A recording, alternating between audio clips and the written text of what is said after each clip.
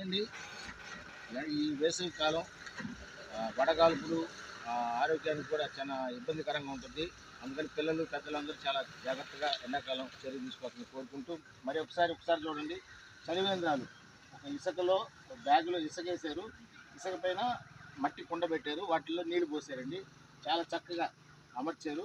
ఈ విధంగా ఒక పందిరి వేశారు. ఇట్లా ప్రతి ఒక్కరూ ఏదన్నా వాళ్ళ యొక్క స్తోమతను బట్టి ఎక్కడైనా డొనేటర్స్ ఈ విధంగా చేసి దాహార్తం తీర్చాలని మనస్ఫూర్తి కోరుకుంటూ, అలాగే ఒకసారి చూడండి, మన జంతువులకి ఇట్లా చిన్న కుండలో ఏడన్నా నీళ్లు పెట్టి, అంటే మూగజీవాలు వాటికి తాగేదానికి ఏర్పడితే, ఇప్పుడు కుక్క పిల్ల ఇక్కడ ఉంది, తాగి ఆడ కొనుక్కో ఉంది.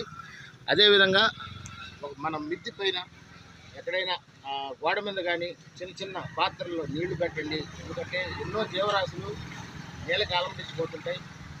ఒక్క పని చేయండి. సర్వేజన సుఖినో భవంతు.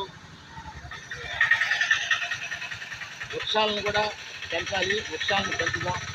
మంచి కార్యక్రమాలతో మీ ముందుకు మరిన్ని మంచి కార్యక్రమాలతో. సర్వేజన సుఖినో భవంతు. All is well. జై భారత్, జై హింద్.